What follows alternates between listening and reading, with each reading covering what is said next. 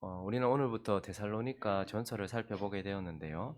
이 데살로니가 전서는 갈라디아서와 함께 사도 바울이 기록한 서신 가운데 가장 먼저 기록된 서신입니다.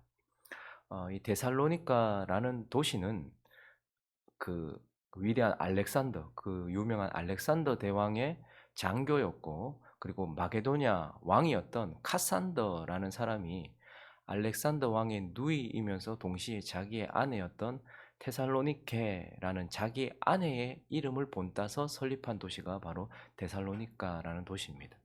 그러니 이 도시는 처음 설립될 때부터 황제 숭배와 관련이 있는 도시였고, 많은 우상들을 섬기는 도시였습니다. 그러나 외적으로 봐도 이 도시는 마게도냐 전체 지역의 수도이기도 하고 관문이기도 했습니다. 그래서 교통의 요충지이기도 하고 군사의 요충지이기도 했습니다. 거기다가 데살로니가는 항구 도시였기 때문에 많은 문화가 유입되는 곳이었고, 또 출입하는 곳이었고, 또 그곳에는 많은 사람들이, 또 많은 사상들이 오가는 그러한 항구 도시였습니다. 그러니 중심에 있었던 것이죠. 그런데 이러한 도시에 교회가 탄생하게 됩니다. 이 데살로니가라는 도시에 데살로니가 교회가 생기게 된 경위는 이렇습니다. 먼저 사도 바울이 1차 선교여행을 떠났다가 이제 2차 선교여행을 준비하고 있었습니다. 그때 다시 바나바와 선교를 떠나려고 하는데 싸우죠. 마가 때문에 마가를 데리고 가야 되냐 말아야 되느냐의 문제 때문에 싸우다가 이 싸움이 너무 심해가지고 선교팀이 두 개로 갈라집니다. 그래서 바나바는 마가를 데리고 한 선교 다른 지역으로 가고, 그리고 바울은 이때 누구를 데리고 갑니까? 실라라는 사람을 데리고 가게 됩니다. 그래서 2차 선교 여행이 따로따로 진행이 되는데, 이렇게 실라와 함께 1차 선교 여행 때 복음을 전했던 그 소아시아 지역으로 또 가면서 루스드라라는 지역으로 다시 들어갔다가 그곳에서 영적인 아들이라고 할 수 있는 누가 유입될까요? 디모데라는 사람과 함께 이제 선교를 떠나게 됩니다. 그러니까 바울과 실라와 디모데가 선교팀을 이루어서 이렇게 선교를 하게 되죠. 그런데 계속 이 소아시아 지역에서 복음을 전하려고 계획을 하고 있는데 계속 막히는 거예요. 예수의 영이 성령께서 계속 막으시는 거예요. 그래서 선교가 안 되고 있는 찰나에 환상을 하나 보게 됩니다. 드로아라는 지역에 있는데 그곳에서 마게도냐 한 사람이 들어와 우리를 와서 도우라고, 마게도냐 한 사람이 와서 우리를 도우라 하는 환상을 보게 되고, 그래서 이제 바울이 선교 계획을 아예 바꾸어서 유럽으로 발을 내딛기 시작합니다. 처음으로 복음이 유럽으로 넘어가게 되고, 그래서 그가 마게도니아 지역으로 들어가서 첫 번째 들어갔던 도시가 바로 빌립보라는 도시입니다. 2차 선교행을 떠나면서 바로 마게도니아 지역에 들어가서 유럽에 들어가서 처음 복음을 전했던 곳이 빌립보였는데, 그곳에서 누구를 만납니까? 자주장사 루디아라는 여자를 만나게 됩니다. 그래서 거기에서 빌립보의 교회가 시작되었는데, 그곳에서 점을 쳐주는 여종이 있었는데 귀신을 쫓아내는 바람에 그들이 감옥에 갇히게 돼요. 감옥에 갇히게 되고 심하게 고통을 받게 되죠. 그런데 그곳에서 하나님을 찬양하고 기도할 때에 옥문이 열리고 뭐 다 열리고, 이런 가운데서 그 옥중에서 복음이 또 전파되게 되죠. 그리고 나서 그다음 날 풀려나게 되어서 가게 된 도시가, 빌립보에서 나가자마자 가게 된 도시가 바로 오늘 본문에 나오는 데살로니가라는 도시였습니다. 그래서 거기서 바울이 세 번에 걸쳐서 안식일마다 세 번에 걸쳐서 회당에 들어가서 그 회당에 있는 사람들에게 복음을 전하게 되었고, 그것으로 인하여서 데살로니가 교회가 거기에서 탄생하게 됩니다. 그런데 이제 데살로니가 전서를 기록하게 된 경위를 보면 거기에 교회가 탄생했는데요. 아마 3주 동안, 여러분 한번 생각해 보세요. 세 일에 세 번의 안식일 동안 복음을 전파해서 교회가 탄생했어요. 그런데 길게 잡아도 한 석 달 이상 거기에 머물지 못했는데, 거기에 있는 동안 교회가 생기니까 거기에 또 유대인들이 소요를 일으키기 시작하고 박해를 하기 시작하고 심한 부딪힘이 일어나기 시작했어요. 그래서 결국 야반도주하듯이 그냥 몰래 빠져나와야 되는 그런 상황이 발생하게 된 겁니다. 그러니까 그 3개월 정도 된 어린 교회를 두고서 바울이 도망가야 되는 상황이 돼 버린 거예요. 그렇게 해서 그 교회를 두고서 갑자기 나오게 된 것입니다. 그래서 데살로니가에서 나와서 가게 된 곳이 어디냐면 베레아라는 곳이었는데, 여러분 한번 생각해 보세요. 젖을 먹이는 어미가 자녀를 놓고서 나오게 됐다. 이렇게 생각하면 그냥 있기가 너무 힘들잖아요. 그러니까 베레아에 갔는데 바울이 이거 도저히 안 되겠는 거예요. 얼마 전에 생긴 빌립보 교회도 그렇고 방금 생긴 데살로니가 교회도 그렇고 이거 어떻게 되는지 너무너무 이게 마음이 그냥 확 도망가듯이 나와 버렸으니까요. 그래서 실라와 디모데를 보내는 거예요. 그래서 실라는 아마 빌립보 교회로 갔던 것 같고 디모데는 데살로니가 교회로 가서 상황을 알아보게 된 것입니다. 그런 와중에 또 베레아에서 이 바울은 홀로 아테네, 아덴으로 가게 되었고 거기에서 사역에 많은 실패를 경험하게 돼요. 그리고 나서 가 있었던 곳이 어디냐면 고린도라는 지역이었습니다. 그 고린도에 홀로 있는 그에게 이제 디모데가 데살로니가 교회에 갔다가 돌아와서 디모데를 통하여서 데살로니가의 소식을 듣고 난 이후에 고린도에서 기록한 서신이 바로 이 데살로니가 전서예요. 근데 참으로 감사하게 디모데를 통해서 들었던 이야기는 한번 생각해 보세요. 우리가 아기를 놓자마자 젖도 얼마 먹이지 못했는데 그냥 두고 어미가 떠났다. 그러면 그 아이 어떻게 됐을까? 죽진 않았을까? 이런 생각이 얼마나 들었겠습니까? 복음이 전파되자마자 데살로니가에 있는 그들의 동족들, 이방인들이 그 교회를 얼마나 박해했는지 몰라요. 그리고 그 교회를 탄생시켰던 그 어미와도 같았던 바울이 떠나버렸으니까 이 교회가 살아남을 수 있었을까?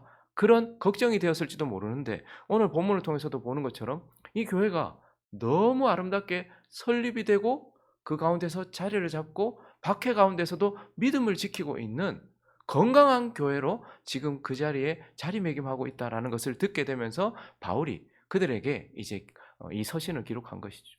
그러니 이 데살로니가 전서의 서신 목적은 그 어린 교회를 위로하고 갑자기 떠나버렸으니까 그 교회 입장에서도 뭐지?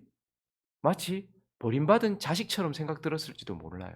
그러니까 그 교회를 위로하고 또 그 교회가 잘 설 수 있도록 격려도 하고 그리고 또 그들이 아직 어리기 때문에 가지고 있었던 여러 가지 뭐 잘못된 생각들이나 그러한 것들이 있으니까 그걸 바로잡아 주기 위하여서 기록된 것이 바로 데살로니가 전서라는 것입니다.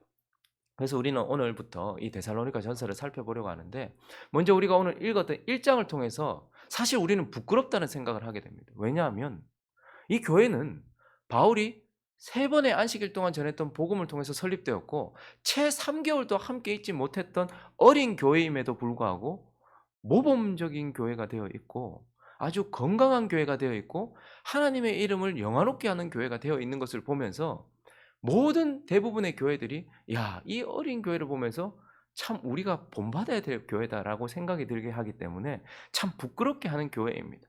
그렇지만 우리는 오늘 이 데살로니가 이 어린 교회를 통하여서 바르게 그리고 건강하게 자란 교회의 모습이 어떠해야 하는지 또 그런 교회는 하나님이 세우신 올바른 교회는 무엇을 가지고 있는지 그러한 것들에 대하여 교회에 대하여서 몇 가지 교훈을 살펴보려고 합니다.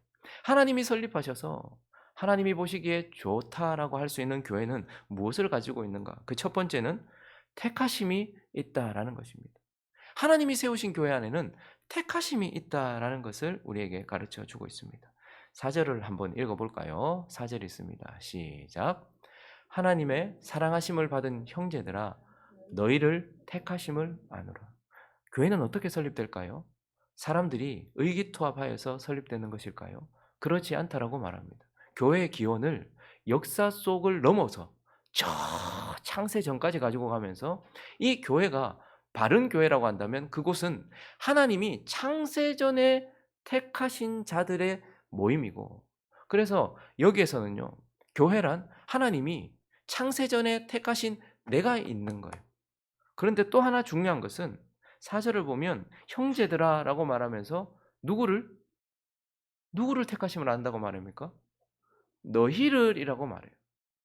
그래서 우리는 기억해야 하는 것이 창세전에 하나님께서 나를 택하셔서 내가 교회가 되었다는 것도 기억해야 되지만 창세전에 우리로 택하셔서 우리가 교회가 되었다는 것을 기억해야 합니다. 교회는 서로 마음 맞는 사람끼리 모여가지고 세운 단체가 아니고 하나님이 창세전에 너희로 우리로 묶어주신 사람들이 모인 곳입니다. 마치 가정과 같아요. 우리라는 공동체가 생길 때에 내가 나하고 맞네. 너 내 오빠 해라. 너 내 동생 해라. 이렇게 해서 만들어진 기관이 아니고 하나님께서 창세전에 선택하신 내가 있지만 그러나 하나님께서 얼마나 많은 시간대가 있습니까? 얼마나 많은 세대가 있고 얼마나 많은 장소들이 있습니까? 대한민국만 있는 것도 아니고 그리고 하양만 있는 것도 아닌데 그 많은 시간들 중에 그 많은 장소들 가운데 하나님께서 딱 너희를 이렇게 불러주신 거죠. 그러니 하나님이 세우신 건강한 교회는 하나님이 택하신 내가 있고 하나님이 택하신 우리가 있는 거예요. 그러므로 우리는 형제자매를 함부로 생각할 수 없는 것처럼 영적으로 묶어주신 형제자매를 함부로 생각할 수 없이 하나님께서 창세전에 이 시간대에 이곳에서 우리로 묶어주셨구나라는 것을 기억하게 되는 공동체, 그것이 바로 하나님의 교회이고 교회 안에는 하나님의 택하심이 있다라는 것입니다. 그리고 교회에는 또 무엇이 있는가? 교회는 복음이 있다라는 것을 우리에게 보여주고 있습니다. 교회는 창세 전부터 시작해서 선택하심이 있습니다. 그런데 그 선택하심은 반드시 우리에게 복음으로 우리의 시간 어느 때에 복음으로 우리에게 하나님이 찾아오시는 것이 있습니다. 그래서 교회는 선택이 있었기 때문에 복음을 가지고 있는 것이고 복음이 있다라는 것은 무엇을 말하는 것인가? 5절을 보면요. 이는 우리 복음이 너희에게 어떻게 해요? 말로만 이런 것이 아니라 그러니까 먼저 복음이 있다라는 말은 사도의 입을 통하여서 전해진 복음이 있다라는 것이죠. 교회 안에는 교회는 하나님이 세우신 사람 혹은 전도자를 통하여서 전달된 복음이 있는 곳, 그것이 바로 교회입니다. 그런데 오늘 본문을 계속해서 보시면 그가 사람의 입을 통해서 전해진 복음이 있다라고만 말하지 않고 실제로 말하고 싶은 것은 5절을 다시 한번 읽어보겠습니다. 시작.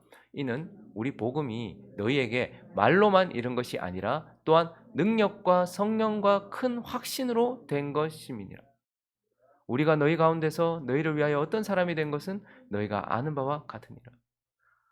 복음이 있다는 것은 누군가 분명히 전해준 사람에 의하여서 전달받은 복음이 있다는 말이기도 하지만 그 사람을 통하여서 능력과 성령과 큰 확신, 저 말은 성령의 능력으로 확신 가운데 전해진 성령께서 전해주신 복음이 있다라는 것을 말하고 있는 것입니다. 그래서 많은 사람들이요, 사람의 입을 통해서 복음을 듣지만 그러나 그 가운데 그 사람의 입을 통해서 성령이 역사하신 사람이 복음을 듣고서 교회 안에 있는 것입니다. 그러므로 복음이 있다라는 것은 사람을 통해서 전해진 복음뿐만 아니라 그 사람을 통해서 전해질 때에 성령에 의하여서 전해진 복음을 가지고 있는 자들, 그러한 사람들의 모임이고 결국은 6절에 보면 또 너희는 많은 환난 가운데서 성령의 기쁨으로 말씀을 어떻게 해요? 받았다. 그래서 복음이 있다는 것은 성령이 사람을 통하여 주신 그 복음이 귀에서 다른 귀로 흘러가거나 귀에서 머리에만 머무는 것이 아니고 귀에서 들려진 그 복음이 내가 소유하고 있는 복음이고 교회 안에 가지고 있는 복음이다라고 말하는 거예요. 그래서 교회는요, 언제나 그곳에 복음이 있어야 돼요. 그곳에 많은 것들이 있을 수 있겠죠. 그러나 교회의 가장 큰 특징, 저게 교회다, 진짜 하나님의 교회다 하는 것은 하나님이 세대를 이어가면서부터 계속해서 전하신 그 복음이 훼손되지 않고 말로 전해지고 그리고 성령으로 전해져서 그 교회 한 사람 한 사람 안에 복음이 간직되어 있어야 되고 그 교회 안에 복음이 있어야 되는 것입니다. 그래서 그 복음은 지금 이 세대의 사람들에게 전해지는 복음이어야 되고 우리의 다음 세대에게도 전해지는 복음이어야 하는 거예요.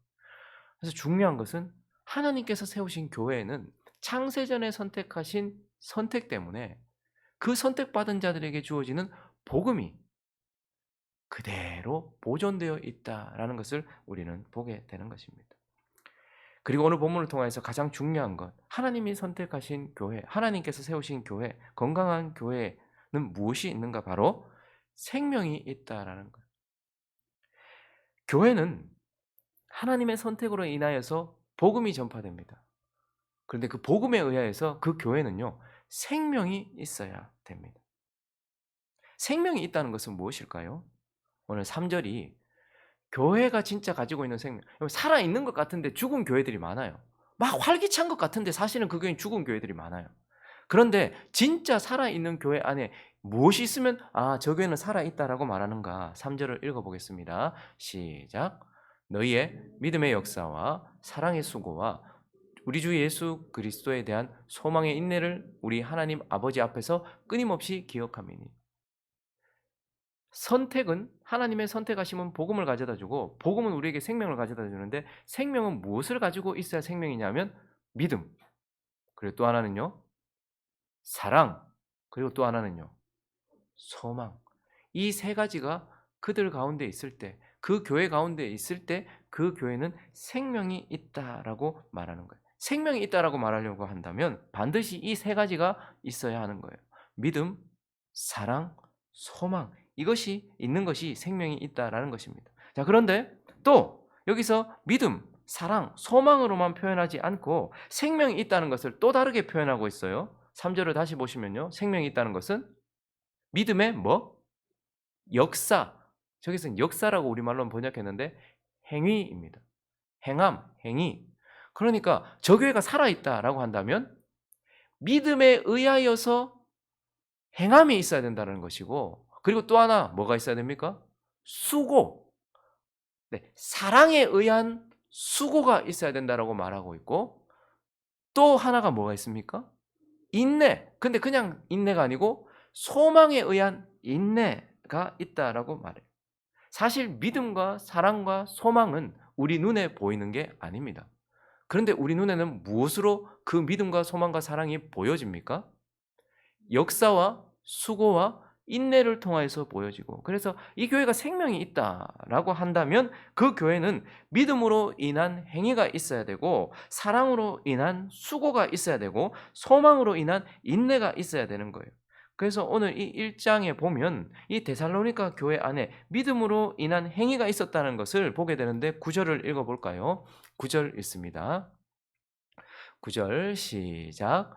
그들이 우리에 대하여 스스로 말하기를 우리가 어떻게 너희 가운데 들어갔는지와 너희가 어떻게 우상을 버리고 하나님께로 돌아와서 살아계시고 참되신 하나님을 섬기는지와 믿음의 역사가 우상을 버리고 하나님께 돌아와서 살아계시고 참되신 하나님을 섬기는 행위로 지금 드러나고 있는 거예요. 데살로니가 교회가 살아있다라고 말하는 이유는 거기에 막 행사가 많고 막 사람들이 막 잘 모이고 막 이렇게 막 살아있는 것처럼 그렇게 보이는 그런 것들이 아니고 그들의 믿음 때문에 우상을 버리게 되었고 그들의 믿음이 하나님께 붙잡힌 바 되고 하나님을 붙잡게 되었고 그래서 그 하나님을 섬기는 행위가 있다라는 것을 우리는 보게 되는 것이죠. 그리고 6절을 보시면요. 또 너희는 많은 환난 가운데서 성령의 기쁨으로 말씀을 받아서 어떻게 한다고 말합니까? 우리와 주를 본받는 자가 되었으니 주를 사랑하기 때문에 말씀을 사랑하기 때문에 우리에게 말씀을 주시고 우리의 주인 되시는 주를 본받는 수고 본받는 것이 가장 어렵습니다. 닮아가는 것이 가장 어려워요. 사람이 누군가를 닮는 것은 두 가지 방법이 있어요.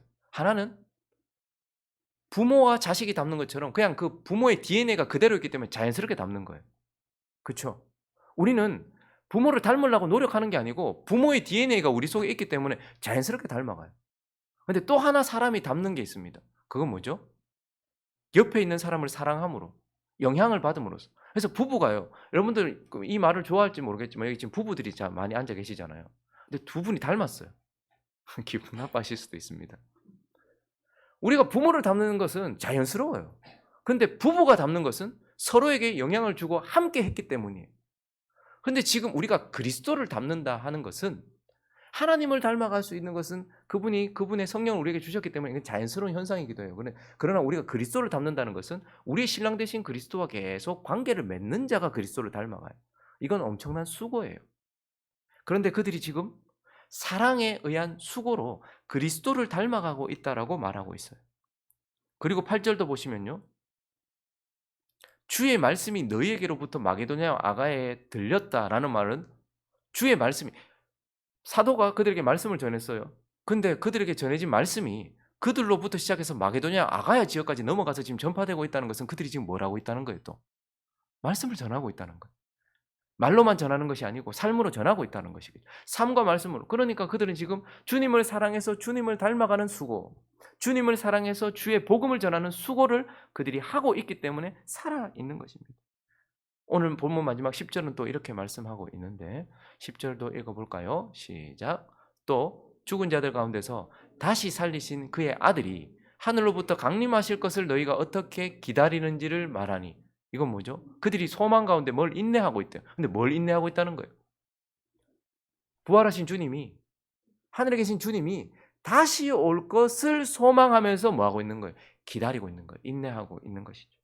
그래서 생명이 있다라는 것은 그들 안에 믿음, 사랑, 소망이 있다는 것이고, 생명이 있다는 것은 그 믿음의 행위가 있다는 것이고, 사랑의 수고가 있다는 것이고, 소망의 인내가 있다라는 것을 우리에게 말해주고 있고, 또 생명이 있다는 것은 마지막 1절을 보면 이 받은 생명이 계속해서 유지될 수 있는 곳에 있다라는 의미이기도 해요.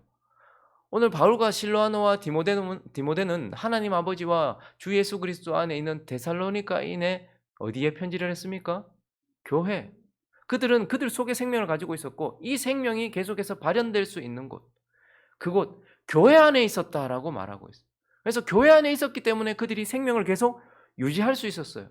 그러나 보이는 교회보다 더 중요한 것은 다시 보시면 바울과 실로아노와 디모데는 교회 안에 있기도 하지만 어디 안에 있다고 말합니까? 하나님 아버지와 주 예수 그리스도 안에 있다라고도 말하고 있어요. 그들이 생명이 있다는 것은 믿음, 소망, 사랑이 있다는 것이고, 그들이 생명이 있다는 것은 행위, 수고, 인내가 있다는 것이고, 그들이 생명이 있다는 것은 교회 안, 그리고 하나님 안에 있다라는 것을 우리에게 말하면서, 그들이 지금 선택하신 그 선택 때문에 복음을 가지고 있고, 그 전달받은 복음 때문에 생명을 가지고 있어서 그들이 하나님 안에서 믿음과 소망과 사랑으로 행함과, 그리고 이러한 모든 것들, 수고와 인내를 하고 있음으로써 교회는 생명이 있다라는 것을 우리에게 말해주고 있습니다. 그래서 우리는 오늘 설립된 지 얼마 되지도 않은 교회지만, 그러나 이 어린 교회가 우리에게 모범으로 보여지면서 교회는 바로 이러한 곳이고, 교회는 이렇게 탄생하여서 이러한 것을 가지고 있는 것이 교회다라고 말씀하고 있는 것이죠. 말씀을 정리하겠습니다. 교회는 창세 전부터 시작이 됩니다. 창세 전 하나님의 택하심을 잊고서 우리의 역사 어느 과거 지점에 복음을 받고, 그리고 지금 현재는요, 하나님 안에서 생명을 가지고서 저기 먼 미래에 주님 만날 것을 기대하면서 살아가는 공동체, 그것이 바로 교회다라고 말하고 있습니다. 우리에게 복음을 전해줬던 바울이 갑자기 떠나버리고 핍박이 계속되어지는 이 가운데서, 여러 가지 오류 가운데서 어떻게 해야 될지 모르는 그들에게 전파된 이 데살로니가 전서를 받아들었을 이 데살로니가 교회는, 아, 우리가 이렇게 위대한 존재인가? 아, 우리가 이렇게 중요한 존재인가? 아, 교회가 이렇게 대단한 것이었는가? 라는 것을 들으면서 그들의 마음에 새겼을 것입니다. 우리도 설립된 지 5년 된 교회입니다.